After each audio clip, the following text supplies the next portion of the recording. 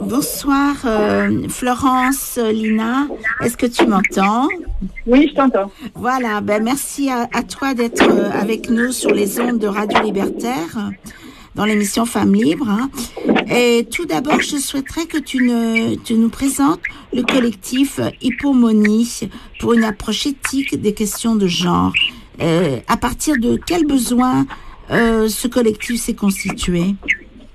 Alors, ce collectif s'est constitué à l'été 2021 en réaction à un certain nombre de demandes d'adolescentes, d'adolescents qui ont beaucoup inquiété leurs parents, puisque c'était des adolescents qui tout d'un coup demandaient à ce qu'on ne les appelle plus que par leur prénom qu'ils avaient depuis leur naissance, mais qu'ils désiraient être appelés par un autre prénom du sexe opposé. Et ils voulaient changer un certain nombre de choses dans leur vie quotidienne, dans la façon dont ils s'habillaient, dans la façon dont ils étaient aussi également nommés à l'école. Donc ces changements, ces attitudes de refus par rapport à leur identité précédente avaient surpris certains parents et en avaient beaucoup inquiété, les avaient aussi souvent beaucoup inquiétés, surtout que ces jeunes affirment ou affirmaient affirment toujours vouloir prendre des mesures définitives pour changer de sexe, c'est-à-dire prendre des hormones du sexe opposé, pour les plus jeunes prendre des bloqueurs de puberté. Et les parents qui se sont un peu renseignés sur ce qu'était le changement de genre, le transgenrisme et ce qu'étaient les bloqueurs de puberté et les traitements hormonaux de transition sexuelle se sont aperçus que c'était des traitements qui étaient extrêmement qui avaient de grandes conséquences médicales sur la santé des jeunes adolescents et des adultes, et que donc il était indispensable de faire bien réfléchir les personnes concernées avant de leur faire prendre un traitement de ce genre. Et il y avait un peu l'impression que il y avait, beaucoup de parents sont inquiets de la façon dont il y a un effet en fait de contamination. C'est-à-dire que tous les jeunes dont les parents se sont retrouvés à Hypomonie ont pratiquement connu, préalablement à leur décision de transitionner, d'autres jeunes qui étaient en train de transitionner ou qui avaient transitionné. Donc il y a un effet, on pense, beaucoup de parents sentent que leur enfant est un peu manipulé. Voilà. Et alors, comment s'est constitué ce collectif? Parce que tu dis il y a des parents qui se sont inquiétés, mais comment ils se sont connus les uns les autres pour pouvoir former ce collectif? Alors, ça a fonctionné sur les réseaux. Il faut savoir qu'en Suisse, la législation est déjà plus avancée qu'en France et protège encore moins les jeunes. Et donc, il y a un collectif de parents qui existait déjà en Suisse, francophone, GenSpec, qui a une présence sur Internet. Et du coup, par les réseaux, on a fédéré, la fondatrice d'Hypomonie a fédéré, dès qu'elle a mis son texte en ligne, sa déclaration en ligne expliquant les soucis qu'il y avait par rapport à la transition des jeunes adolescents, elle a eu tout de suite des personnes qui se sont jointes à elle. Et la plupart des gens qui se sont joints à elle ont des adolescents, donc des mineurs qui désirent changer de sexe et qui sont sous influence de cette idéologie. Et certains parents ont des enfants majeurs qui sont adultes, qui ont décidé de changer de sexe à l'âge entre 20, 25 ans, 30 ans, peu importe.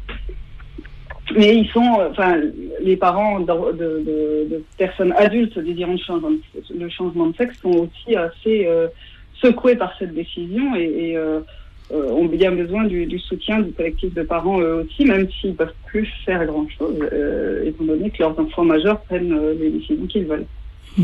On comprend que les parents soient bouleversés, quel que soit l'âge de leur enfant.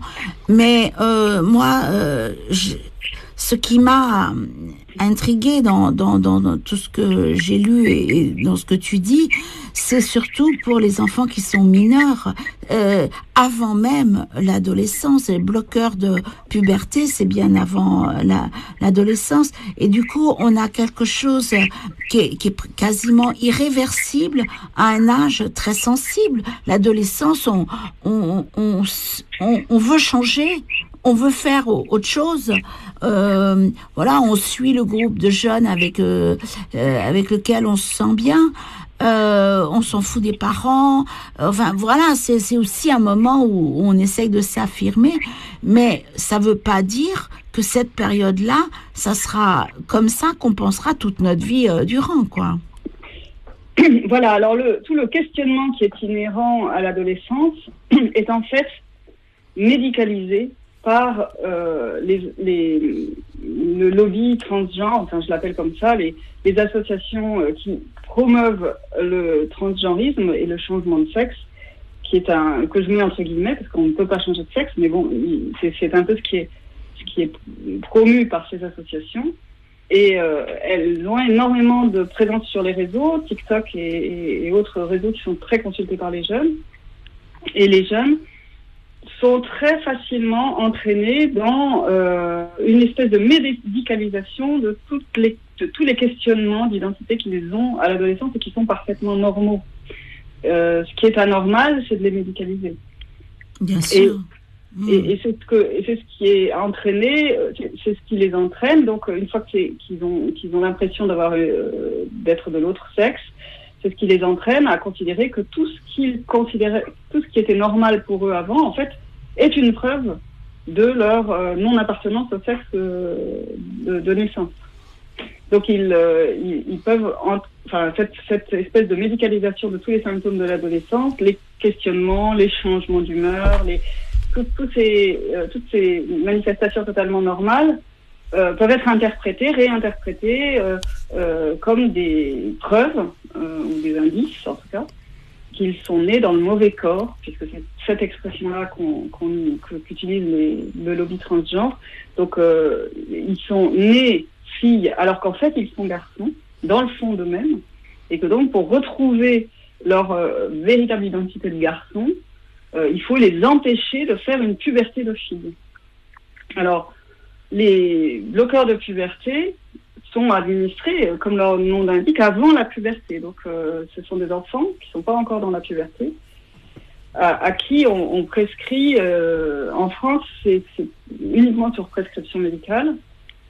Et il y a un certain nombre de médecins dans des grands centres hospitaliers, que ce soit en région ou à Paris, qui prescrivent ces bloqueurs de puberté à des enfants dont les parents disent il a toujours aimé le rose et les robes, alors c'est sûrement une fille dans le fond, donc il faut l'empêcher de faire une puberté de garçon. Ou alors elle a toujours aimé les trains, les bolides, les fusées, donc c'est sûrement un garçon dans le fond, donc il faut l'empêcher de faire une puberté de fille.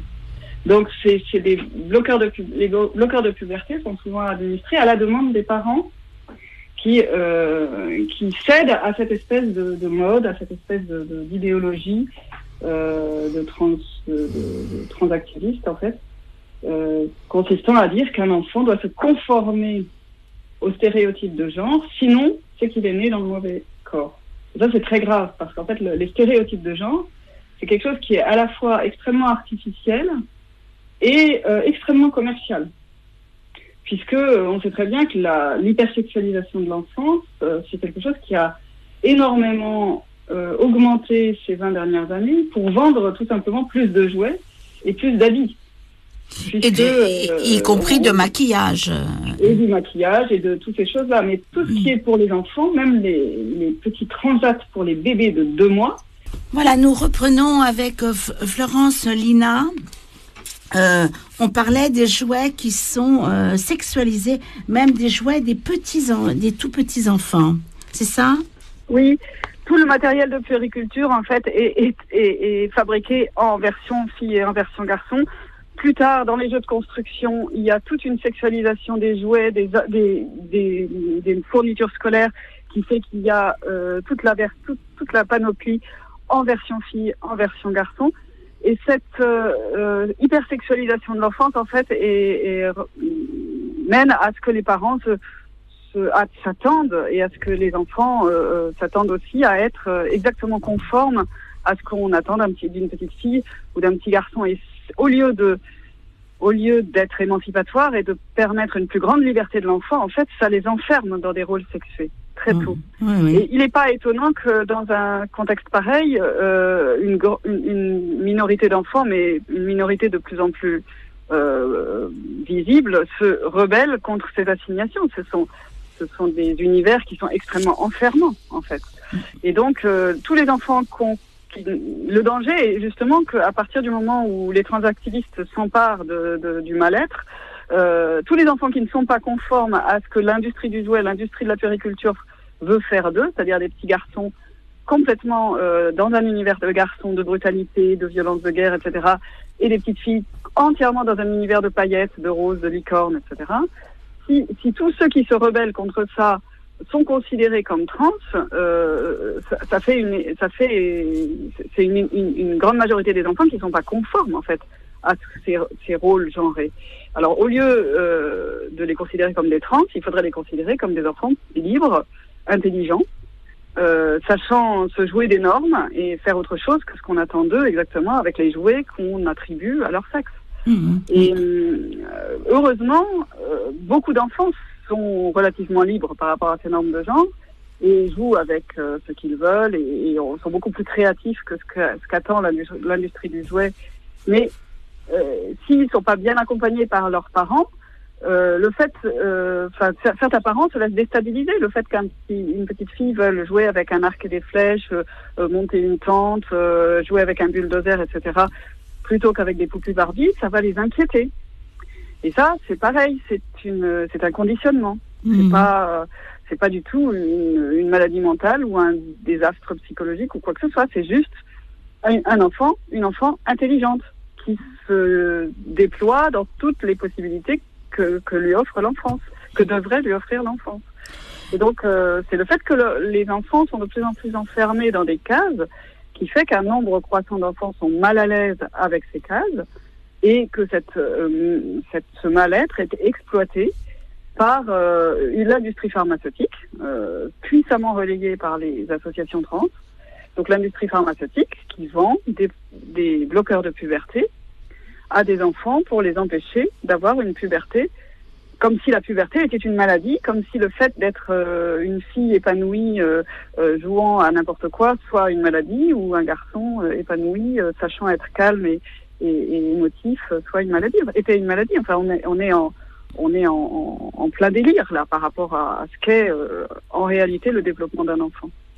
Et dis-moi, est-ce que cette demande de transition, ça concerne les deux sexes à égalité, ou où filles ou garçons sont plus concernés? Alors, au niveau des bloqueurs de puberté, c'est très difficile d'avoir... je ne sais pas exactement quelle est la plus grande... s'il y a un sexe qui est plus représenté que l'autre. Je sais qu'au niveau des adolescents, c'est très clair qu'il y a plus de filles que de garçons qui sont en demande de transition actuellement. C'est une évolution récente, puisque jusqu'à 2014, il y avait plus d'hommes demandeurs de transition, et ils étaient en majorité au-delà de 20 ans, au-delà de 25 ans. Alors que, il faut dire tout ça avec des pincettes parce qu'il y a peu de statistiques. Hein. Mais actuellement, depuis 2014, il y a eu une multiplication par 400 du nombre de filles demandeuses de transition. Et elles sont beaucoup plus jeunes que les hommes qui demandaient des transitions auparavant et qui étaient majoritaires. Donc maintenant, on a, je crois... les 3/4 des trans sont des filles. Sont des filles et elles ont moins de 22 ou 23 ans. C'est-à-dire des filles qui sont en adolescence ou dans le début de l'âge adulte, qui refusent le corps féminin qu'elles voient se développer, sont en demande d'ablation des deux seins, en demande de traitement hormonal par testostérone, qui est un véritable poison pour le corps féminin, mais les médecins le prescrivent quand même, sur demande. Et du coup, voilà, c'est une espèce de fuite de la condition féminine telle qu'elle la découvre à l'adolescence, en fait. Alors, sur la testostérone, nous, compte tenu de mon âge, on a eu des pilules qui étaient fortement dosées quand on a commencé à utiliser des pilules, et on a arrêté. C'était abominable de bouffer des hormones comme ça tous les mois. Ça provoquait des problèmes de santé réels. Là, des bloqueurs de puberté avec des hautes doses d'hormones, on peut penser que ça va provoquer des problèmes graves de santé, non?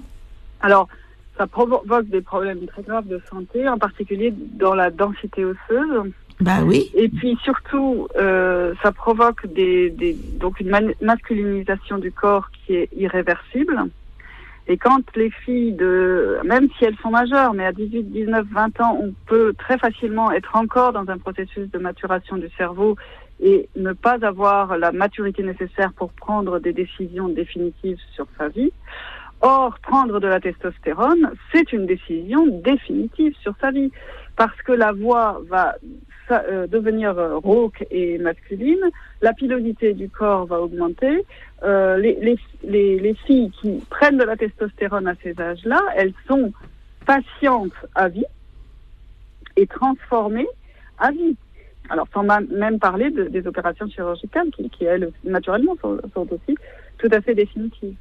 Et donc, si on tenait compte de la maturation du cerveau, il faudrait que tous ces traitements, que ce soit hormonaux ou chirurgicaux, ne commencent qu'à 25 ans, puisqu'on sait que le cerveau humain est encore en formation jusqu'à 25 ans et que la plupart du temps, les grands bouleversements de la puberté ne sont pas finis lors de l'acquisition de la majorité.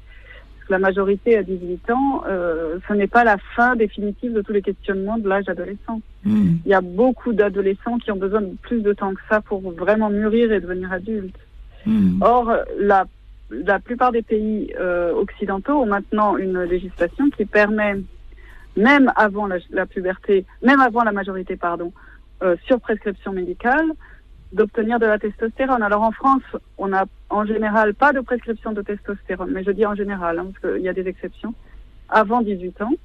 Mais 18 ans, comme je l'ai dit, c'est encore beaucoup trop tôt par rapport à la maturation du cerveau humain. Et alors tu parlais de densité osseuse qui pouvait être très perturbée, et du coup ça nécessite de prendre de la testostérone en plus toute la vie.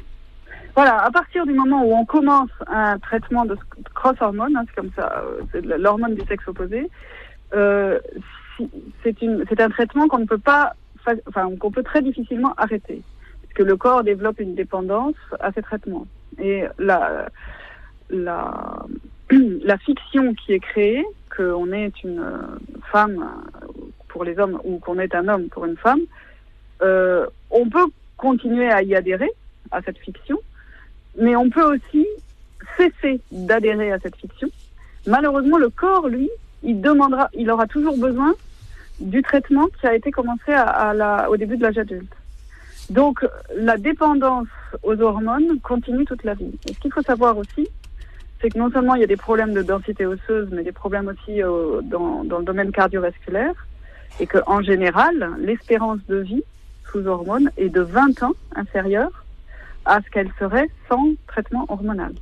Donc, il y a quand même d'énormes conséquences sur le long terme. Mais quand on dit à un jeune de 20 ans, tu vas réduire ton espérance de vie de 20 ans, il dit ça m'est égal, ma vie est, la représentation qu'en ont les trans actuellement, c'est de dire de toute façon ma vie est un enfer, ça ne peut être mieux que si je deviens une femme ou si je deviens un homme, et donc je m'en contrefiche que ça dure 20 ans de moins, c'est tout de suite que je veux le changement, quoi. Et c'est vrai que c'est très malhonnête de prétendre qu'un traitement hormonal est une solution, puisque on sait que la plupart des adolescents qui sont dans cette demande-là sont en fait très mal dans leur peau pour des tas de raisons, qui sont à la fois l'hypersexualisation de la société, comme je l'ai dit tout à l'heure, en particulier de l'enfance, et aussi parce qu'ils ont un fond qui est dépressif ou ils ont des problèmes de gestion des émotions, etc., qui est relativement normal lors de l'adolescence. Et quand on est très mal dans sa peau, on peut être aidé en psychologie ou en psychiatrie. Et la plupart du temps, ces difficultés, avec un soutien psychologique, permettent à l'adolescente ou à l'adolescent de s'en sortir et de devenir un adulte sain d'esprit, entre guillemets, enfin, ou en tout cas bien dans sa peau. Mmh. Et ces traitements psychiatriques ou psychologiques sont difficiles à avoir, puisque on sait que la psychiatrie est complètement dévastée en France, qu'il y a un énorme problème de liste d'attente et que les consultations de psychologues ne sont que remboursées que sous certaines conditions qui sont difficiles. Enfin, ça vient tout juste, je crois, d'être remboursé. Donc c'est l'accès à tous les soins dont ils auraient besoin qui est très difficile, et en regard de cela, l'accès aux hormones qui est très facilité. Pour les médecins qui prescrivent des hormones, c'est tout bénef. C'est très intéressant de prescrire des hormones à un adolescent qui sera ainsi fidélisé, puisqu'il reviendra toute sa vie d'adulte redemander des hormones, alors que soigner quelqu'un en psychologie, c'est beaucoup plus aléatoire, on ne sait pas quels sont les résultats, on ne sait pas si la personne reviendra, etc. Mais pour les jeunes, être suivi par un psychologue et encore plus par un psychiatre, c'est une démarche qui est aussi difficile. Oui. Et s'il n'y a pas un accompagnement parental ou même scolaire, la plupart vont refuser, ça c'est clair, en disant je suis pas fou, j'ai pas besoin de cette Exactement. aide. Hein. Oui. Il y a une grosse stigmatisation de la psychiatrie et de la psychologie en général dans la société, et malheureusement, le transactivisme contribue largement à la stigmatisation de la psychiatrie. C'est dramatique parce que ils essayent d'obtenir la dépsychiatrisation totale des parcours trans, c'est-à-dire que les trans puissent, les gens qui se sentent trans puissent prendre des hormones sans passer par une consultation de psychiatrie avant. Ils essayent d'obtenir ça. Et ils contribuent, ce faisant. Déjà, c'est criminel par rapport aux jeunes qui sont victimes, parce que du coup, ils ne voient pas de psychiatre et ils sont confirmés dans leur peur de consulter un psychiatre. Et en plus, ça participe dans la société à cette espèce de stigmatisation de tous les patients de psychiatrie, alors que justement, la psychiatrie pourrait aider des jeunes qui se sentent mal dans leur peau, qui se sentent dysphoriques, c'est-à-dire mal par rapport à leur sexe d'appartenance. Ils pourraient être aidés par la psychiatrie, mais non, ils sont encouragés à ne surtout pas consulter de psychiatre, parce que la transidentité, selon les transactivistes, n'est pas une maladie psychique, n'est pas une maladie mentale, et on n'a rien à guérir, c'est leur slogan, et donc on doit avoir juste des hormones pour changer, et puis c'est tout. Alors, les jeunes qui sont pris dans cette propagande-là, évidemment, n'iront jamais chez un psychiatre. Et ça, c'est dramatique, parce que c'est exactement ce dont ils ont besoin. Et le grand chantage qui est fait par les associations transactivistes, c'est de dire, oui, si les jeunes ne reçoivent pas d'hormones et de traitements pour la transition, ils vont se suicider. Or, la suicidalité, qui est certes un problème, existe. Il y a un taux de suicide chez les adolescents qui se sentent mal dans leur corps qui est relativement élevé, mais il ne baisse pas après la transition. Alors, il y a plusieurs études qui ont été menées sur des très grandes populations de personnes qui ont pris des hormones pour vérifier si le fait de prendre des hormones permettait de faire baisser le taux de suicidalité. Eh bien non, ce n'est pas le cas. C'est-à-dire que, effectivement, le nombre de jeunes qui se suicident est inquiétant, qu'ils prennent des hormones ou qu'ils n'en prennent pas, le taux de suicide reste le même. Donc il ne faut pas céder à cette espèce de chantage au suicide qui est fait en permanence sur les parents à qui on dit, si vous n'acceptez pas que votre enfant transitionne, il va se suicider. Ben non, il va se suicider s'il n'est pas aidé. Il a un risque de suicidalité s'il n'est pas aidé, mais il n'est pas dit que les hormones soient la seule aide dont un enfant, dont un adolescent ou un jeune adulte ait besoin. Là, je viens de lire un article sur un blog de Jennifer Bilek qui dit sur la création de stratégies cohérentes chez les activistes luttant pour affirmer la réalité du sexe, et elle parle essentiellement que le transgenrisme est une campagne publicitaire du complexe techno-médical. Voilà, et elle attaque le complexe techno-médical. Donc, il y a l'aspect médical que tu viens d'évoquer, là, et après, c'est-à-dire que c'est le pied dans la porte, hein. Une fois qu'on a pris des hormones, on veut aller plus loin, et là c'est la technique opératoire qui prend le relais. Voilà. La plupart des jeunes adultes qui prennent des hormones finissent par se faire opérer. Donc il y a des opérations les doubles mastectomies sont les plus courantes. Donc ablation des deux seins chez les jeunes filles. C'est l'opération qui est faite le plus couramment. Et alors, beaucoup de jeunes filles, à force de prendre des hormones masculines, ont le clitoris qui augmente de volume. Et elles le considèrent comme un pénis. Ce qu'on remarque aussi, c'est qu'il y a une grande différence dans la fréquence des chirurgies entre les hommes qui s'identifient comme femmes, qui se font très rarement opérer, et les femmes qui s'identifient comme hommes, qui se font très souvent opérer. Donc il y a une différence aussi d'accès à la chirurgie. Et évidemment, toutes ces opérations chirurgicales et les traitements hormonaux ont un rapport aussi avec, donnent lieu à des expérimentations comme les transplantations d'utérus chez les hommes ou des choses comme ça. C'est-à-dire qu'il y a des hommes qui ne restent que d'une chose, c'est d'avoir des implants mammaires. Alors souvent ils se font opérer de la poitrine, effectivement, et gardent leur pénis intact. Donc ce sont des hommes qui se laissent transformer en femmes, mais veulent garder leur capacité à se reproduire d'hommes et leur capacité aussi à avoir une activité sexuelle d'homme pénétratif. Et ça, c'est très remarquable dans la dissymétrie totale entre les deux sexes, puisque les femmes n'acquièrent jamais, ne peuvent pas avoir un pénis artificiel. Ça, c'est pas encore du tout au point. La chirurgie a fait certes des miracles, mais ne fait pas encore de pénis artificiel opérationnel. Et en général, elles peuvent se faire enlever l'utérus. Alors, si on veut résumer un peu la situation, la dissymétrie totale entre les femmes et les hommes sur ce sujet, les femmes ont tout à perdre et les hommes tout à gagner. Et alors, quelle est la réalité de la détransition, de la demande de revenir à son état antérieur ? C'est quoi cette réalité ? Alors, c'est très difficile à chiffrer puisque la plupart du temps, quand des détransitionneuses ou des transitionneurs prennent la parole sur les réseaux, ils sont tellement harcelés et que leur parole est réduite à néant et qu'ils n'arrivent pas à se faire entendre et à avoir une présence sur les réseaux. En général, le problème des transitionneurs, c'est qu'ils deviennent du coup extrêmement isolés puisque c'est le monde de la transition. Le monde du transgenrisme, c'est aussi une petite société en soi, c'est-à-dire que les gens qui ont transitionné ne fréquentent plus, à force d'être dans des groupes ou de transition, ils ne fréquentent plus que des gens qui ont transitionné, et du coup, ils ne connaissent personne à l'extérieur de ce microcosme, et ont beaucoup de mal à renouer des liens avec le reste de la société quand ils décident de détransitionner. Du coup, ils ont plutôt tendance à se murer dans la solitude qu'à parler et à être présents sur les réseaux.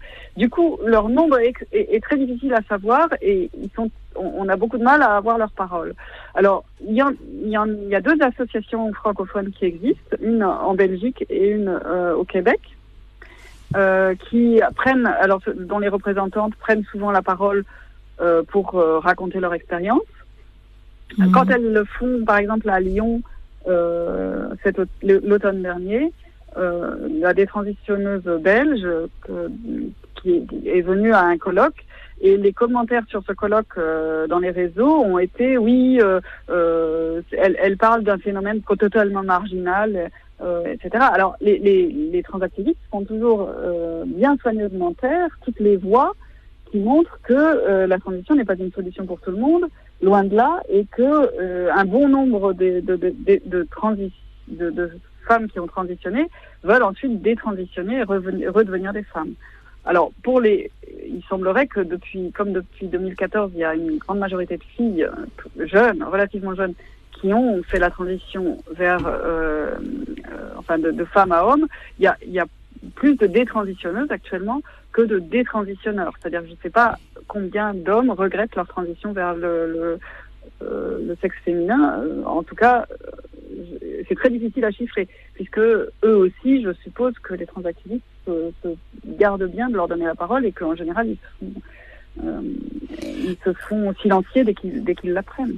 Et pour les hommes qui ont transitionné vers femmes, de toute façon, il y a eu moins de chirurgie aussi. Donc, en général, oui. Oui. Donc, la retransition, la détransition est peut-être plus facile à faire, parce qu'ils ont gardé leur pénis.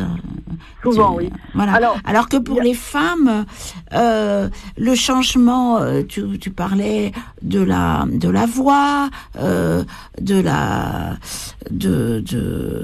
les seins, détransitionner, ça veut dire arrêter aussi les hormones, la prise d'hormones. Alors, c'est dans le film documentaire de Vaishnavi Sundar, une documentariste indienne, qui à ma connaissance, il y a le plus grand échantillonnage d'interviews de détransitionneuses, qui est très très intéressant. C'est ce film qui m'a permis de comprendre en fait à quel problème ces filles étaient confrontées. Alors dans les détransitionneuses qu'elle interroge, elles disent toutes que ça a été extrêmement difficile d'arrêter les hormones, que ça les a mis dans un état sur le plan de santé, dans un état de santé catastrophique, qu'elles n'ont trouvé aucun médecin, quel que soit le pays où elles étaient. Elles n'ont trouvé aucun médecin pour les accompagner dans la désintoxication à la testostérone, parce que c'est bien de ça qu'il s'agit, et qu'elles ont gardé leur voix d'homme, leur voix profonde, elles ont gardé leur pilosité, et que les problèmes qu'elles avaient liés à la détransition n'étaient pas du tout pris en charge par le système médical. Alors on a d'une part pour la transition des médecins qui sont très friands de patients à mettre sous hormones, et d'autre part pour la détransition des patients qui se retrouvent complètement dépourvus de suivi médical. Donc on voit bien que ce sont des intérêts financiers qui gouvernent ces médecins. Ouais. Il y a énormément d'argent à faire avec des patients, avec des gens qui deviennent sous hormones à vie. C'est évident. Bien sûr. Toujours en compagnie de Florence Lina Imbert pour le collectif Hypomonie. Florence, on n'a pas dit encore que hypomonie, ça veut dire patience. Oui. Voilà, oui. C'est un mot grec. C'est un mot qui veut dire patience, parce qu'on pense effectivement que l'adolescence doit inciter à la patience et non pas à l'interventionnisme. Et que, en général, les troubles que ressentent les adolescents, que ce soit des troubles d'identité, de genre ou d'autres troubles, peuvent se guérir si on a un peu de patience par rapport au déroulement normal d'une adolescence. Et en fait, médicaliser l'adolescence, c'est ne pas être patient, justement. C'est décider que il faut pas attendre, il faut tout de suite prendre les devants avec des mesures qui peuvent être très, très graves pour le futur adulte. Donc oui, hypomonie, c'est un peu le maître mot quand on a un enfant qui exprime des difficultés d'identité par rapport à son sexe, qui se sent garçon alors qu'elle est fille, qui se sent fille alors qu'il est garçon. C'est de lui expliquer que peut-être il a toutes les libertés, contrairement à ce que veut lui inculquer l'industrie du jouet.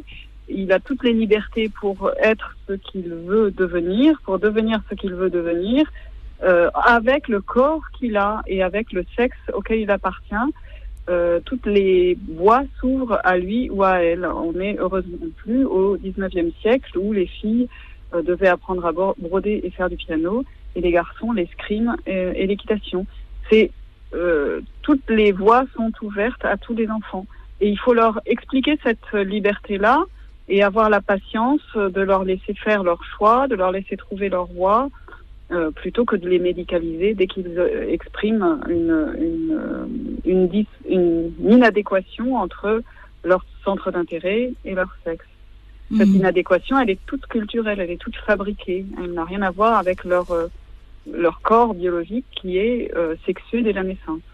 Et enfin même sexué dès l'embryogénèse, au bout de 6 semaines ou 7 semaines de grossesse. Donc, alors souvent les transactivistes se servent aussi du 0, quelque chose % d'enfants qui naissent intersexués, c'est-à-dire avec un sexe ambivalent, dont on ne reconnaît pas tout de suite si c'est un petit garçon ou une petite fille à la naissance. Et ces enfants, c'est 0,8% je crois des naissances, donc c'est très peu d'enfants. Et ces enfants ont quand même une sexuation, c'est-à-dire qu'ils sont ou filles ou garçons selon leurs chromosomes, ils sont XX ou XY. Seulement, leurs organes génitaux ne se sont pas développés normalement et donc ils ne sont pas reconnaissables de façon claire dès la naissance. En général, ces enfants doivent être opérés assez tôt dans leur vie pour éviter des complications très graves sur les reins et qui feraient qu'ils ne sont pas viables en fait si on ne les opère pas. Mais les transactivistes déforment cette réalité médicale et emploient des termes qui ne sont pertinents que pour cette population-là, donc extrêmement réduite, pour tous les enfants. C'est-à-dire qu'ils disent que les enfants sont assignés garçons à la naissance ou assignés filles à la naissance. En fait, on n'assigne pas une fille ou garçon à un bébé, on constate qu'il est de sexe féminin ou qu'il est de sexe masculin. Et dans de très rares cas où les organes sexuels sont ambivalents, où l'appareil génital n'est pas développé correctement, à ce moment-là, effectivement, on peut parler d'assignation. C'est-à-dire qu'il peut y avoir une erreur. C'est-à-dire qu'on peut dire d'une petite fille qu'elle est un garçon ou d'un petit garçon qu'il est une fille. Mais ce sont des erreurs très rares, de plus en plus rares actuellement avec le développement de la médecine, qui ont été faites de par le passé. Et ce terme assigné fille ou assigné garçon est employé par les transactivistes complètement à tort et à travers pour parler de tous les enfants. Alors que il n'est vraiment utilisable que pour les enfants dont les organes sexuels sont pas reconnaissables directement à la naissance. Donc ça, c'est une grosse malhonnêteté intellectuelle de parler d'assignation pour tous les enfants. C'est absolument faux qu'on assigne un sexe à un enfant à la naissance, on le constate. Je crois que c'est important ce que tu viens de dire là. Et alors du coup, Hippomony, ce collectif, qu'est-ce que vous proposez ? Comment vous rejoindre ? Quelles sont vos perspectives ? Voilà, qu'est-ce que vous proposez concrètement là aujourd'hui ? Alors, ce qu'on propose, c'est qu'il y ait déjà un moratoire général sur toutes les décisions médicales qui sont prises pour les enfants, même les adultes jusqu'à 25 ans. C'est-à-dire qu'on ne fasse pas qu'il n'y ait pas de précipitation dans les décisions médicales prises quant aux enfants et aux adolescents et même aux jeunes adultes. Donc un moratoire jusqu'à 25 ans, donc pour tenir compte de la durée de maturation du cerveau humain, puisqu'on sait maintenant avec les neurosciences que le cerveau humain se forme encore pendant de longues années après la fin de la croissance corporelle. Et donc un moratoire pour que les transitions ne soient faites qu'après la fin de la maturation, d'une part, et d'autre part, un accompagnement psychologique de tous les enfants désirant changer de sexe de façon à explorer correctement leur mal-être, parce que ce qu'ils expriment en voulant changer de sexe, c'est essentiellement le fait d'être mal à l'aise dans leur corps, dans leur identité de femme, d'homme, de fille devenant femme et se sentant mal à l'aise avec ce corps qui se transforme. Et ce malaise doit absolument être écouté avec bienveillance et avec un sens des réalités. C'est-à-dire que à un moment, un adolescent doit pouvoir se confronter, doit arriver à se confronter à une réalité qu'il ne peut pas changer. Être une femme ou être un homme, c'est une réalité qu'on ne peut pas changer. on peut apprendre à vivre avec, même si c'est quelque chose de très inconfortable à certains moments de la vie, même si on a de grosses difficultés à se retrouver par rapport à son corps sexué. Il faut arriver à donner prise sur la réalité qu'on peut changer et accepter la réalité qu'on ne peut pas changer. Or, ce qu'on peut changer, c'est justement la société qui nous hypersexualise. Il faut politiser, en quelque sorte, le mal-être de ces jeunes. Il faut leur dire, mais oui, bien sûr, tu n'es pas obligé de t'habiller comme une poupée Barbie, de porter des talons hauts et de mettre du rouge à lèvres. Change les normes qui t'imposent ça. On n'est pas là pour se soumettre à ces normes-là. Au contraire, tu as toute liberté pour les changer. En revanche, ton corps, qui est un corps de fille et qui va devenir un corps de femme, c'est quelque chose que tu dois apprendre à accepter parce que c'est le donné avec lequel tu dois composer toute ta vie. Et il n'y a pas de raison de penser qu'une génération tout entière n'est pas en mesure d'accepter une réalité biologique qui est la réalité biologique avec laquelle les humains sont confrontés depuis à peu près 30 000 ans, voire un peu plus. Donc, évidemment, il peut y avoir un mal-être et qu'il faut absolument écouter par rapport à la réalité de son corps, mais c'est une réalité, c'est pas quelque chose sur lequel on a prise. En revanche, on a pris sur toute la civilisation qui nous assigne des rôles genrés dont on n'a pas forcément envie, et ça, il faut se battre contre. En tout cas, notre propos, c'est pas d'être contre les personnes trans, hein, je le redis à l'antenne. Notre propos aujourd'hui, c'est de dire que, comme vous le dites là, hypomonie, patience, et qu'il faut explorer toutes les possibilités avant de choisir, peut-être ou pas, en tout cas une solution irréversible, et c'est en tant qu'adulte et non pas en tant qu'enfant. Oui. Hein? Voilà, je veux dire ça parce que il y a peut-être des personnes trans qui nous écoutent. Nous ne sommes pas transphobes. Ce qu'on veut, c'est que on n'impose pas à des enfants sous couvert d'un complexe, j'allais dire presque militaro, mais d'un complexe chimico, technico, médical, qu'on n'impose pas à des enfants une solution à un mauvais moment et qui soit une solution irréversible. Oui. Alors, effectivement, moi je suis aussi très favorable au fait que les transitions n'aient lieu qu'au-delà de 25 ans.